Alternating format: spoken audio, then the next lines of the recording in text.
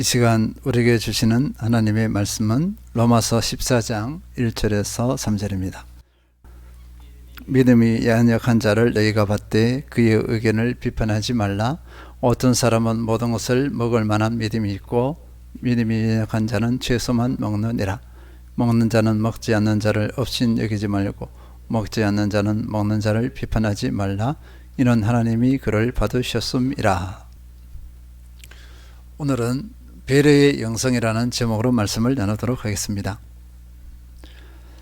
제가 본 어느 영상의 한 내용입니다.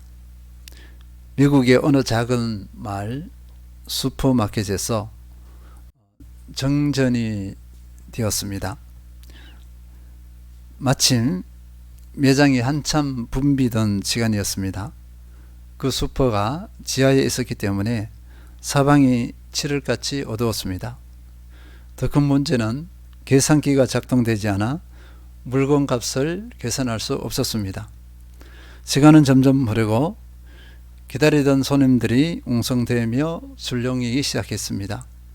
그때 캄캄한 어둠 속에서 슈퍼마켓 직원이 차분한 목소리로 이렇게 안내 방송을 했습니다.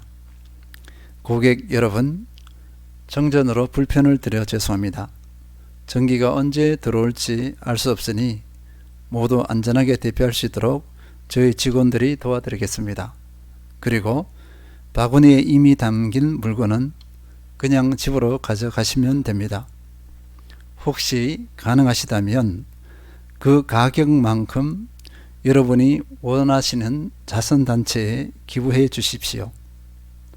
그 방송 이후 어둠 속에서 물건을 훔치는 사람도 없었고 손님들의 동요도 없었기 때문에 모두 안전하게 지하를 빠져나올 수 있었습니다. 그리고 그 이후 실제로 많은 사람들이 물건 값을 자선단체에 기부했습니다. 그렇다면 이 슈퍼마켓이 얼마나 큰 손해를 봤을까? 이 일이 뉴스를 통해 세상에 알려졌고 고객의 안전을 최우선으로 생각한 슈퍼마켓의 조치에 칭찬이 잇따랐습니다. 그날 고객들이 대금을 지불하지 않고 가져간 물건 값은 약 4,000달러였습니다. 1,300원으로 해보니까 한 550만원 정도 됩니다. 그러나 이 해프닝이 뉴스에 알려지면서 긍정적인 이미지로 얻은 광고 효과는 약 40만 달러나 되었다고 합니다. 5억 5천만 원입니다.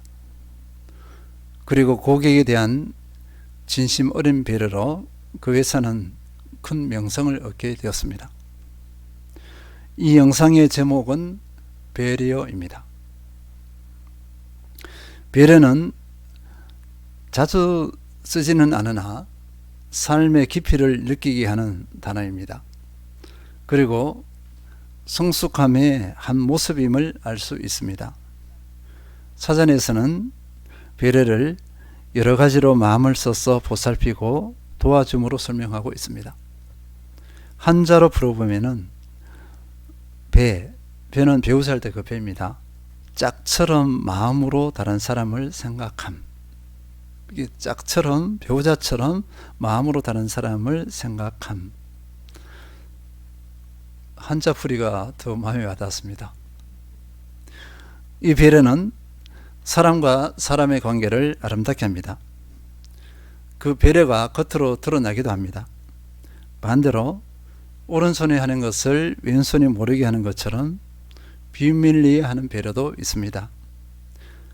상대방의 그 깊은 배려를 나중에 알고는 감동하고 견고한 신뢰관계를 형성하기도 합니다. 그러면 우리 그리스도인은 배려를 어떻게 해석해야 하는가? 성경은 배려를 아주 성경적이고 기독교적인 것으로 보고 있습니다. 하나님의 깊은 배려는 모든 성경에서 다 나타납니다. 배려는 하나님의 속성입니다. 하나님께서 배려의 하나님이시라는 것입니다. 이스라엘 백성의 광야 생활을 예로 들어보겠습니다. 신명기 8장 2절에서 3절과 6절. 네 하나님 여호와께서 이 40년 동안에 네게 광야 길을 걷게 하신 것을 기억하라. 이는 너를 낮추시며 너를 시험하사 네 마음이 어떠한지 그 명령을 지키는지 지키지 않는지 알려 하심이라. 너를 낮추시며 너를 줄이게 하시며 또 너도 알지 못하며 네 조상들도 알지 못하던 만나를 내게 먹이신 것은 사람이 떡으로만 사는 것이 아니요 여호와의 입에서 나오는 모든 말씀으로 사는 줄을 내가 알게 하려 하심이니라. 네 하나님 여호와의 명령을 지켜 그의 길을 따라가며 그를 경외할지어다. 광야를 주신 이유입니다. 너를 낮추시며 너를 시험하사 네 마음이 어떠한지 그 명령을 지키는지 지키지 않는지 알려 하심이라. 너를 낮추시는 거예요. 또 여호와의 입에서 나오는 모든 말씀으로 사는 줄을 내가 알게 하려 하심이라. 이렇게 했습니다. 6절에서는 그를 경외할지니라 해서 광야를 주신 이유는, 이 고난을 주신 이유는 하나님을 경외하도록 하기 위해서. 이 내용을 보면 광야는 하나님의 배려입니다. 누구를 향한 배려죠? 이스라엘 백성들을 향한 하나님의 배려라고 할 수 있습니다. 하나님의 자녀를 향한 배려라고 할 수 있습니다. 광야라는 찬양 가사 우리가 너무 잘 알아요. 찬양 많이 들었을 것입니다. 우리가 금요일에 부르려고 하는데 박자가 좀 어려워서 못 불렀지만 앞으로 불러야 되겠습니다. 그 가사 내용 핵심을 좀 보면요. 왜 나를 깊은 어둠 속에 홀로 두시는지, 어두운 밤은 왜 그리 길었는지, 나를 고독하게 나를 낮아지게 세상 어디도 기댈 곳이 없게 하셨네. 광야에 서 있네. 주님만 내 도움이 되시고 주님만 내 빛이 되시는, 주님만 내 친구 되시는 광야. 주님 손 놓고는 단 하루도 살 수 없는 곳 광야에 서 있네. 주께서 나를 사용하시려, 나를 더 정결케 하시려 나를 택하여 보내신 그곳 광야, 성령이 내 영을 다시 태어나게 하는 곳 광야에 서 있네. 내 자아가 산산이 깨지고 높아지려 했던 내 꿈도 주님 앞에 내어놓고 오직 주님 뜻만 이루어지기를, 나를 통해 주님만 드러나기를 광야를 지나며. 이 내용을 보면 이 광야는요 모두 나를 위한 것입니다. 나를 위한 하나님의 배려라 할 수 있습니다. 야고보서에서는요 하나님의 배려를 이렇게 소개하고 있습니다. 야고보서 1장 2-4절. 내 형제들아 너희가 여러가지 시험을 당하거든 온전히 기쁘게 여기라. 이는 너희 믿음의 시련이 인내를 만들어내는 줄 너희가 알미라. 인내를 온전히 이루라. 이는 너희를 온전하고 구비하여 조금도 부족함이 없게 하려 함이라. 야고보서에서는 이 광야를 믿음의 시련으로 표현하고 있습니다. 광야, 믿음의 시련 같은 말입니다. 이 시련을 주시는 이유는 온전하고 구비하여 조금도 부족함이 없게 하려 함이라. 나로 하여금 온전하고 구비하여 조금도 부족함이 없게 하시려고 하나님께서 배려하신 고난입니다. 신구약이 하나님의 깊은 배려를 똑같은 관점으로 바라보고 있습니다. 데살로니가 후서 3장 3절. 주는 미쁘사 너희를 굳건하게 하시고 악한 자에게서 지키시리라 했습니다. 하나님께서는 나를 너무나 잘합니다. 내 마음, 그 모든 것을 알아요. 내가 이미 태어나기 전에 이미 나를 계획하시고 창조하셔서 나에 대해서 모르는 것이 없습니다. 특별히 나의 약함을 너무나 잘 알아요. 그러면 약함을 그대로 두시는 하나님이 아니십니다. 다양한 훈련의 상황을 만드십니다. 그 예가 고난이에요. 그래서 고난은 우리에게 축복의 과정이라고 볼 수 있고 축복을 여는 문이라 할 수 있습니다. 우리를 강한 군사로 세우셔서 영적 전쟁에서 이기길 원하셨습니다. 우리를 위해서 그 상황과 환경을 마련해 주신 것입니다.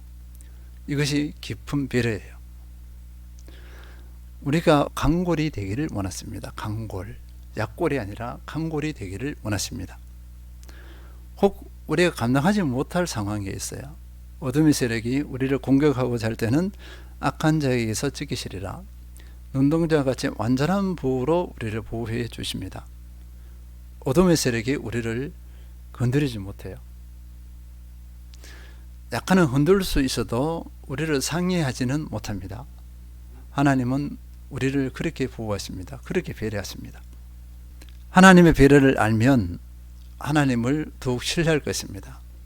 우리의 믿음은 더욱 견고해집니다. 하나님과의 관계가 더욱 견고해진다는 것입니다. 예수님의 성육신을 한번 보시기 바랍니다. 예수님의 성육신은 하나님의 깊은 배려입니다. 빌립보서 2장 6절에서 8절, 그는 근본 하나님의 본체시나 하나님과 동등됨을 취할 것으로 여기지 아니하시고 오히려 자기를 비워 종의 형체를 가지사 사람들과 같이 되셨고 사람의 모양으로 나타나사 자기를 낮추시고 죽기까지 복종하셨으니 곧 십자가에 죽으심이라. 우리를 깊이 배려하셔서 인간의 몸으로 이 땅에 오셨어요. 우리를 배려하셔서 십자가에 못 박혀 죽으셨습니다. 우리를 배려하지 않으셨으면 그렇게 하지 않으셨을 거예요. 기독교에서 말하는 배려는 이런 성격이 것입니다. 세상의 배려와는 차원이 달라요. 세상이 따라오지 못합니다. 예수님께서 사마리아 지역을 통과하시며 한 여인을 만났습니다. 그 여인을 만나보러 그 여인은 구원을 받았어요. 사마리아 여인이 구원을 받았습니다. 예수님을 믿었어요. 그리고 그 여인을 기점으로 해서 그 마을 사람들이 다 예수를 믿었습니다. 구원을 받은 거예요. 예수님의 깊은 배려입니다. 사마리아 지역에서의 이 구원 사건은요, 한 여인, 한 마을의 사건이 아니었습니다. 가장 멸시받던 지역, 가장 멸시받던 사람들이 하나님의 사랑의 대상이 된 것을 가르쳐 줍니다. 하나님의 깊은 배려의 대상이라는 것을 보여주고 있습니다. 그것을 상징하는 것입니다. 다른 말로 말해서 온 인류를 모두 품으시는 하나님의 깊은 배려를 상징합니다. 사마리아 지역을 통과하시고 여인과 그 마을을 구원하신 것은 그런 큰 의미가 있습니다. 하나님의 배려의 한 예를 보여주고 있어요. 그러면 우리 그리스도인의 삶은 어떠해야 하는가? 로마서 14장 1절에서 3절, 믿음이 연약한 자를 너희가 받되 그의 의견을 비판하지 말라. 어떤 사람은 모든 것을 먹을 만한 믿음이 있고 믿음이 연약한 자는 채소만 먹느니라. 먹는 자는 먹지 않는 자를 업신 여기지 말고 먹지 않는 자는 먹는 자를 비판하지 말라. 이는 하나님이 그를 받으셨음이라. 믿음의 공동체가 있습니다. 믿음의 공동체가 있는데 이 공동체 안에도 보면은 믿음이 견고한 사람이 있고 아직 연약한 사람이 있어요. 가정으로 말하면 그 가정에 여러 형제가 있다면 막 갓 태어난 아이로부터 해서 한 청년 되는 그런 나이 또래까지 다 있습니다. 그러면 생각하는 거 달라요. 행동하는 거 다르고 언어가 다 다릅니다. 그런데 똑같이 취급을 하면 어떻게 될까요? 가장 손해를 보는 것은 아이들입니다. 믿음이 약한 사람들이에요. 성경에서는 믿음이 연약한 사람을 판단하지 말라, 업신여기지 말라고 명령하고 있습니다. 배려하라는 것입니다. 공동체의 다른 사람들, 나와 다른 사람들을 배려하라. 그들의 필요를 보고 그들의 상황 수준에 맞게 그들을 대하고 그들의 필요를 채워주라. 그리고 그들을 붙잡아 주라 이것입니다. 판단 정지하지 말라 이렇게 명령하고 있습니다. 로마서 14장 15절, 만일 음식으로 말미암아 내 형제가 근심하게 되면 이는 내가 사랑으로 행하지 아니함이라. 그리스도께서 대신하여 죽으신 형제를 내 음식으로 망하게 하지 말라. 당시 시중에 유통되는 고기가 있어요.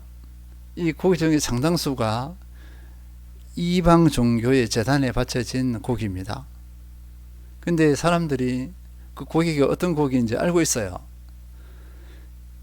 믿음 있는 사람들은 하나님께서 다 창조하셨고 하나님께서 만든 것인데 이게 뭐라고 하면서 그냥 거리낌 없이 먹습니다.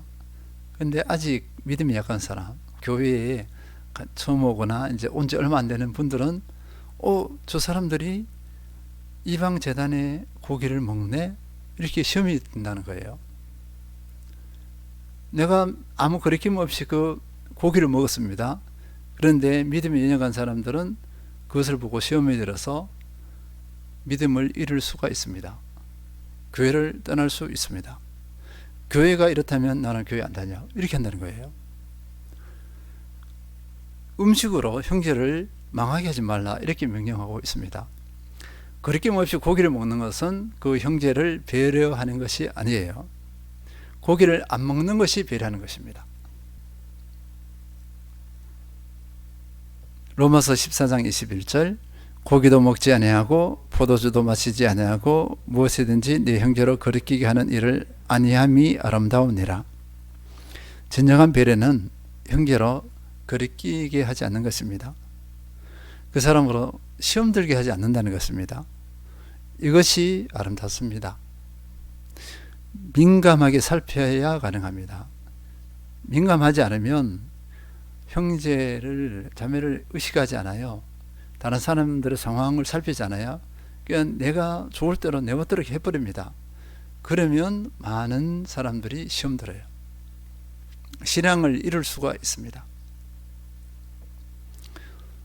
그런데요, 그리스도인의 배려의 수준은 이 정도의 수준일까요? 그러하지 않습니다. 로마서 12장 19절에서 21절 내 사랑하는 자들아 너희가 친히 원수를 갚지 말고 하나님의 진노하심에 맡기라. 기록되었으되 원수 갚는 것이 내게 있으니 내가 갚으리라고 주께서 말씀하시니라.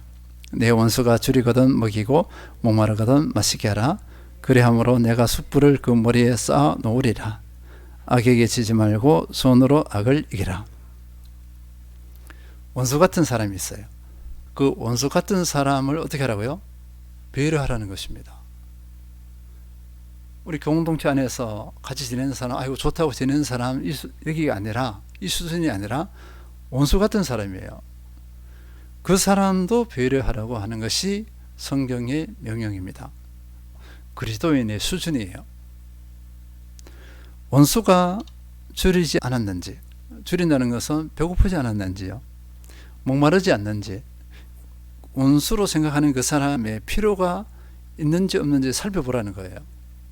그리고 그 필요를 어떻게 해요? 채워주기 위해서 살피는 거죠. 공격하기 위해서가 아니에요. 원수는 필요가 보면 그걸 가지고 공격해 버리잖아요. 근데 성경에서 명령하는 원수를 살피는 것은 배려하기 위해서입니다. 도와주기 위해서 그런 거예요. 배고프면 먹을 것을 갖다 주고 목마르면 물을 갖다 주려는 거예요. 쉽지 않습니다. 흔히 말하면 꼴보기도 싫거든요. 그런데 어떻게 사는지 살펴보래요. 그것도 도와주기 위해서. 이것이 그리스도인의 삶이 되어야 한다. 이것이 성경의 명령입니다. 우리가 받아들이기 쉽지 않지만 이 수준까지 가야 진정한 그리스도인의 모습이라 할 수 있어요. 왜냐면요, 하나님께서 우리를 배려하셨기 때문입니다. 우리가 어떤 존재였죠? 사탄 마귀를 따르면서 하나님의 원수였어요. 하나님의 원수같이 하나님을 대적하던 우리였습니다. 그런 우리를 위해 십자가에 못 박혀 죽으셨어요. 우리를 용서해 주신 것입니다. 우리를 사랑하셨어요. 하나님의 그 배려를 본받으라는 것입니다. 그러면 지금 내 눈에 보이는 그 원수 같은 사람을 용서할 수 있어요. 그를 배려해서 다시 그와 관계를 회복할 수 있다는 것입니다. 이것이 성경이 원하시고 하나님께서 원하시는 우리의 수준입니다. 이것을 그냥 한 귀로 듣고 흘려서는 안 될 줄 믿습니다. 믿음으로 받아야 할 것입니다. 구약에서 배려의 사람을 이렇게 생각해 보는데요, 한 사람이 바로 떠올랐습니다. 그 사람이 누구냐니까 요나단입니다. 요나단의 아버지 사울왕은요, 다윗을 시기하여서 다윗을 늘 죽이려 했어요. 근데 요나단은 처음에 그것을 믿지 않았습니다. 그럴 리 없다. 장인이 어떻게 사위를 죽이려 하느냐, 믿을 수 없다, 이렇게 하거든요. 그러면 테스트를 해보자 이거예요. 다윗하고 요나단이 얘기를 합니다. 한번 테스트를 해보고 그 다음에 반응이 어떻게 도망가게 하든지 다시 집으로 돌아오게 하든지 둘이가 의견을 모읍니다. 요나단이 그 아버지를 이렇게 테스트 해보거든요. 그러니까 정말 죽이려고 그래요. 그게 사실이에요. 그래서 요나단은 다윗하고 약속한 대로 화살을 쏘아서 신호를 보냅니다. 아버지가 죽이려 하니까 도망가라 이거예요. 사무엘상 20장 37에서 39절, 아이가 요나단이 쏜 화살 있는 곳에 이를 즈음에 요나단이 아이 뒤에서 외쳐 이르되 화살이 네 앞쪽에 있지 아니하냐고, 요나단이 아이 뒤에서 또 외치되 지체 말고 빨리 다름질하라 하며, 요나단의 아이가 화살을 주워 가지고 주인에게로 돌아왔으나 그 아이는 아무것도 알지 못하고 요나단과 다윗만 그 일을 알았더라. 이 일이 왜 중요하냐면요, 요나단의 입장에서 다윗은 정적입니다. 정적이라는 것은 자기의 적이에요. 정치적으로 적입니다. 경쟁자예요. 왕권 싸움의 그 대상이 될 수 있습니다. 그리고 요나단은 이미 마음에 비태비태한 게 있었어요. 왕권을 다윗에게 뺏길 수도 있다, 이 의식을 이미 가지고 있었어요. 그럼 대부분 어떻게 하죠? 죽게, 자기가 죽이든지 죽음으로 유인해서 다른 사람으로 죽여야 하든지 이렇게 합니다. 근데 요나단은 다윗을 살려요. 정말 아낍니다. 그 사이에 인간적인 이해관계가 없어요. 경쟁관계가 없습니다. 그래서 그를 살립니다.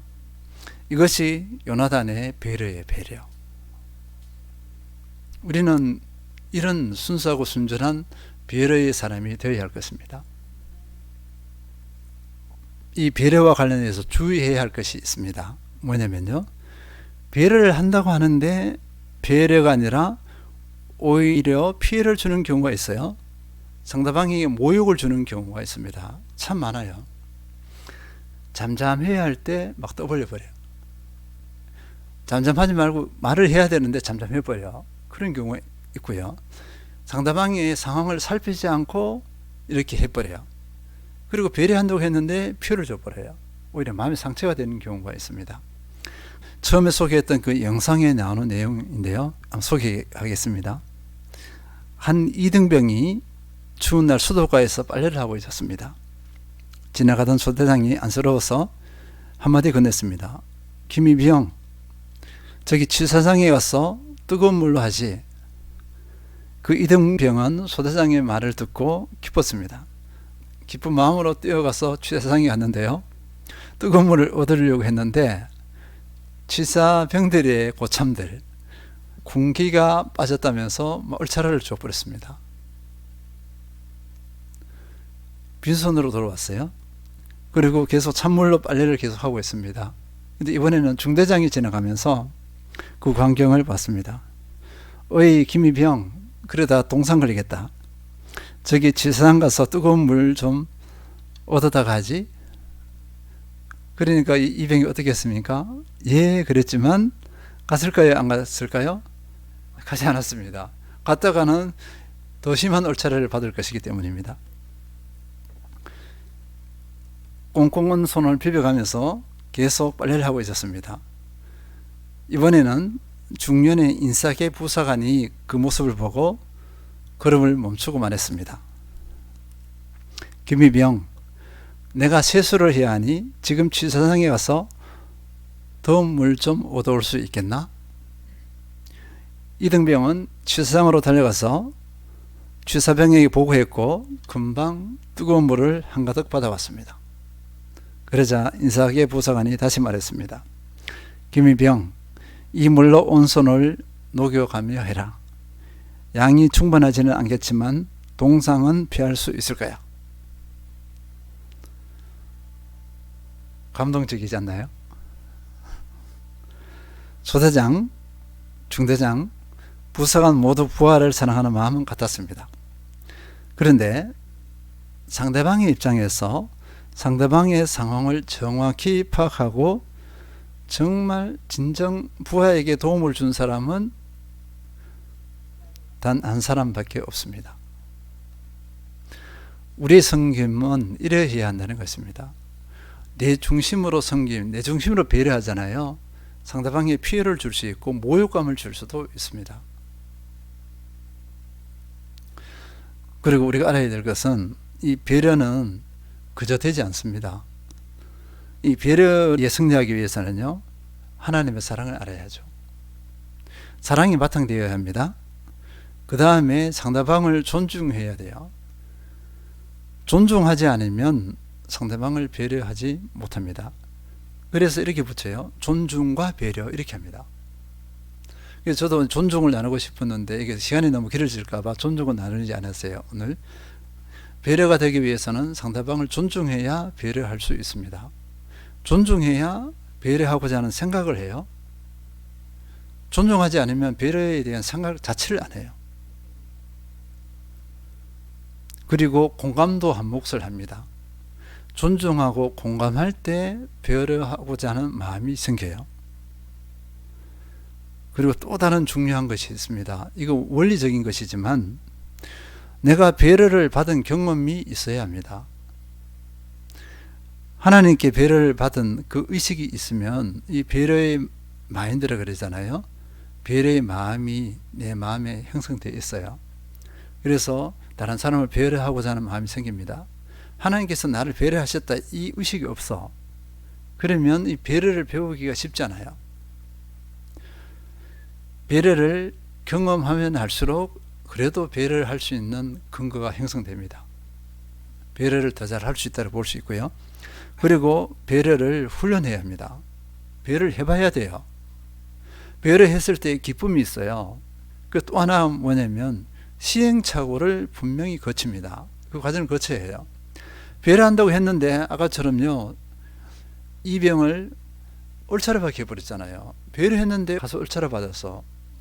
이런 경험이 또 필요해요. 그리고 아차, 내가 실수했구나, 이렇게 해서 이제 배려에 대해서 신중하고 제대로 된 배려를 하고자 하는 그런 마음이 생깁니다.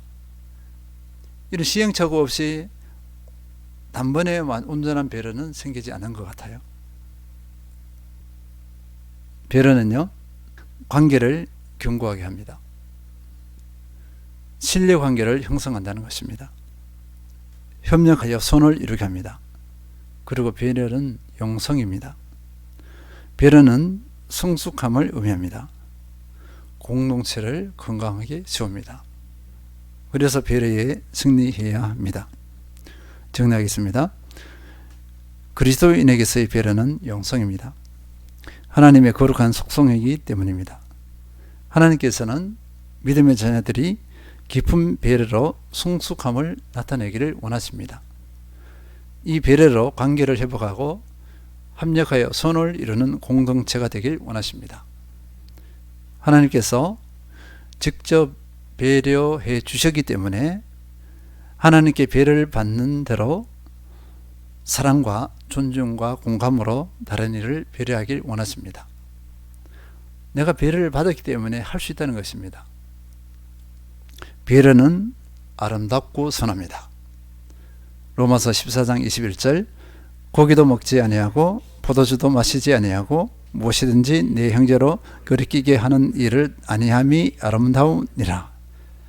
상대방의 입장에서 상대방의 상황을 정확하게 파악한 가운데 배려하여서 이 배려가 진정한 배려가 되기를 축원드립니다. 그래서 결국 합력하여 선을 이루는 그 한 사람, 그 중심에서는 모든 성도님들 되시길 축원드립니다.